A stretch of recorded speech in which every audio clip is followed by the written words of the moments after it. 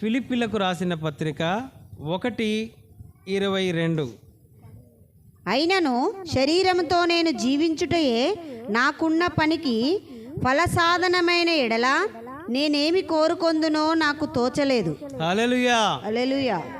దేవుడు తన పరిశుద్ధ వాక్యాన్ని దీవించి మనతో మాట్లాడునుగాక. అపోస్తలుడైన పౌలు ఈ యొక్క పత్రికను రాశాడు.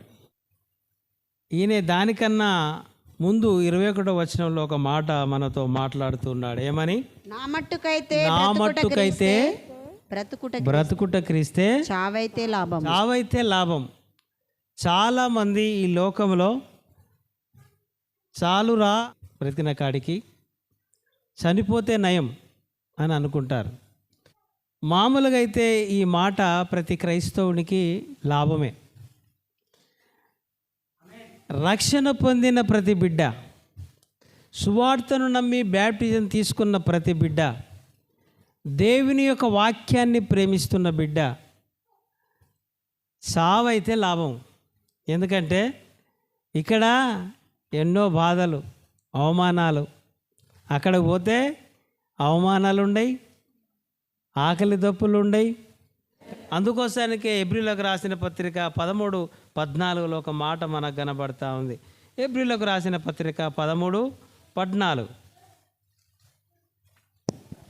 నిలవరమైన పట్టణము మనకిక్కడ లేదు. హల్లెలూయా. మనం ఎన్ని చేసినా నిలవరమైన పట్టణము మనకిక్కడ లేదు. కానీ ఈ పట్టణము మనకు నిలవరమైనది కాదు. నిలవరమైన పట్టణమే మన కిలలో లేదురా మానవా. యాత్రికులము ఆయుష్కాలము పరదేశులము ధరణిలోనా. హల్లెలూయా. కనుక నిలవరమైన పట్టణము కాదని ప్రతి క్రైస్తవుడు అనుకున్నప్పుడు దేవుడు మనలోనికి వచ్చి తన కార్యాలను తను చేసుకుంటాడు. ఏదో ఒక పని మీద దేవుడు మనకు ఈ భూమి మీదకి పంపించాడు. మరి ఏ పని కొరకు నువ్వు ఉన్నావు, ఏ పని కొరకు నిన్ను పంపించాడు అనేది నీకు తెలియాలనంటే ఇది దేవుడు మాట్లాడుతున్నాడు అనే ఒక మాట నీకు గ్రహింపులోనికి వస్తే నీలో ఉండి తన పని చేసుకుంటాడు. హల్లెలూయా. 23వ వచనం చదవమ్మా. ఈ రొంటి మధ్యను ఇరుకున పడి ఉన్నాను. ఏంటంట? వెళ్ళాలనుకుంటున్నాడంట, మళ్ళీ ఉండాలని అనుకుంటున్నాడట. హల్లెలూయా. హల్లెలూయా. 24 చదువు. అయినను నేను శరీరమునందు నిలిచియుండుట మిమ్మును బట్టి మరి అవసరమై ఉన్నది. హల్లెలూయా. సంపూర్ణమైన సత్యములోనికి ఇంకా సంఘము ఇంకా రాలేదు కాబట్టి సంపూర్ణముగా మారడానికి కొంతన్నా నేను పని చేయాలి, అందుకోసారి నేను బ్రతకాలి. హల్లెలూయా అని అపోస్తలుడైన పౌలు అని అనుకుంటున్నాడా? కనుక మన జీవితాలలో కూడా మనము చచ్చిపోయిన ఈ లోకంలో, అవునా కదా, ఎందుకు బ్రతకాలి అని అంటే ఇంకా క్రీస్తు అనుకున్న పని ఈ భూలోకంలో ఇంకా జరగలేదు. హల్లెలూయా.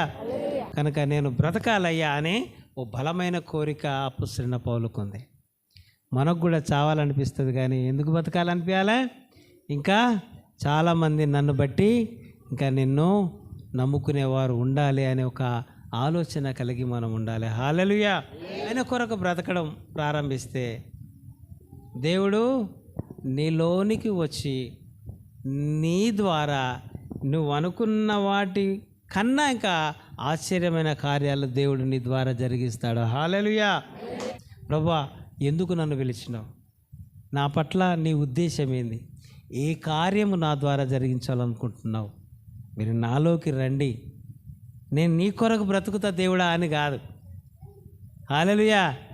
మీరు నాలో నివసించండి. యోహాను సువార్త 15వ అధ్యాయము 5వ వచనం. ద్రాక్షావల్లిని నేను, ద్రాక్షావల్లిని నేను, తీగలు మీరు. తీగలు మీరు.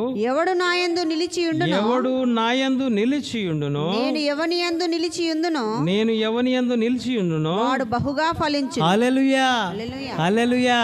నేను ద్రాక్షావల్లిని, మీరు తీగలు. హల్లెలూయా. ద్రాక్షావల్లికి తీగ అంటకట్టబడి ఉంటేనే ఆ సారం మొత్తము తీగకు వస్తుందా రాదా? హల్లెలూయా. దేవునికి మనము అంటగట్టబడి ఉంటే తప్ప ఆ సారము మనలో ఉండదు. దేవునికి మనం అంటగట్టబడి ఉంటే తప్ప ఆయన కార్యాలు మన ద్వారా జరగవు. హల్లెలూయా. 23వ వచనం చూడు. యేసు, ఒకడు నన్ను ప్రేమించిన ఎడల వాడు నా మాట గైకొను. హల్లెలూయా. నువ్వు దేవుణ్ణి ప్రేమిస్తే దేవుని మాట వింటావు.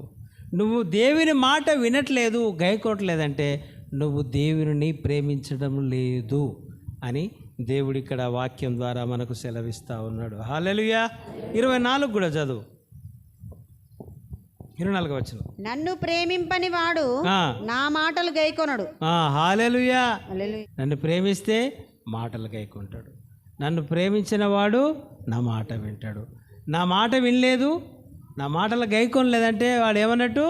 నన్ను ప్రేమించని వాడు అన్నమాట. హల్లెలూయా. ప్రతి ఒక్కరికి కూడా యేసయ్య మాట వినాలని ఉంటుంది, యేసయ్య చెప్పిన మాట చేయాలని ఉంటుంది, ప్రార్థన చేయాలని ఉంటుంది, ఇంకా బైబిల్ చదవాలని ఉంటుంది. హల్లెలూయా. కానీ మనము ఇవన్నీ చేయలేకపోతాం. దేవునితో అంటగట్టబడి ఉన్నప్పుడే మనము దేవుడు మనలో ఉంటే తప్ప మనము దేవుని యొక్క కార్యాలు చేయడానికి సిద్ధపడతావా? హల్లెలూయా. రోమీయులకు రాసిన పత్రిక 8:28 ఏమంటాడు? తన్ను ప్రేమించిన వారికి, ఇంకా తన సంకల్పము చొప్పున పిలువబడిన వారికి సమస్తమును సమకూడి. హల్లెలూయా. నీ జీవితంలో దేవుని కనుక నువ్వు ప్రేమించడం మొదలు పెడితే సమస్తమును నీకు మేలు కలగడానికి, ఏం మేలో నీకు తెలియదు, అర్థం కాదు.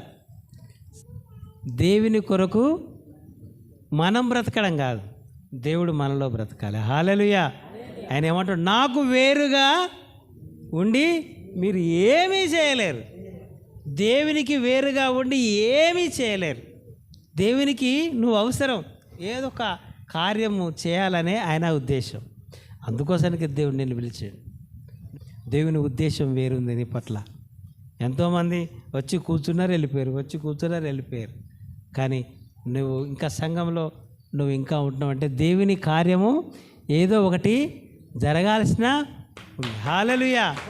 ఇక్కడ జరగాల్సింది, చేయాల్సింది మనం అడగాల్సింది, ప్రభువా నా పట్ల నా పని ఏంది? మనం ఏమడగాల? ఏం పని చేయాలి నీకు? నాకు అర్థమవుతలేదు. నీ పని నేను చేయడానికి నన్ను రక్షించినావు కదా, ఏం పని చేయాలి? నీ ఉద్దేశం ఏంది నా పట్ల అని దినదినము మనం ప్రార్థన చేయాలి. హల్లెలూయా. అసాధ్యమైనవి సుసాధ్యముగా చేస్తాడు దేవుడు. దేవుడు మనలో ఉంటే మన ద్వారా గొప్ప గొప్ప కార్యాలు చేస్తాడు. హల్లెలూయా. దేవుని యొక్క ఆజ్ఞను నెరవేర్చడం.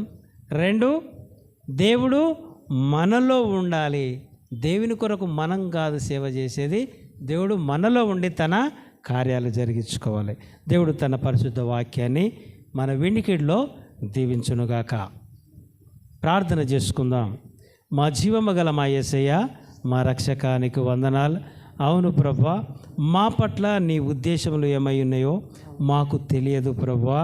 మేము సందేహంలో ఉన్నాం ప్రభువా. మీరు మాలో ఉండండి ప్రభువా. మీరు మాలో ఉండి ప్రభువా నీ కార్యములు జరిగించమని ప్రార్థన చేస్తూ ఉన్నాం.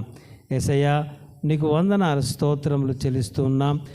నిన్ను ప్రేమించిన వారు ప్రభా మరి గైకొంటారు, మరి నీ మాట వింటారని సెలవిచ్చున్నారు. ఇన్ని దినములు ప్రభువా ప్రేమిస్తున్నామనే భ్రమలో బ్రతుకుతున్నాం, కానీ నీ మాట వినకపోవడమే నిన్ను ప్రేమించలేదు అని నీ వాక్యం ద్వారా సెలవిస్తున్నారు. ఈ దినము నుండి నీ మాటలను విని గైకొని ప్రభువా నీకు అంటకట్టబడి జీవించడానికి నీ కృప, నీ సహాయం మాకు అందించుమని నజరుడైన యేసయ్య నామమున బ్రతిమలాడి అడిగి వేడుకొనుచున్నాము తండ్రి. ఆమేన్.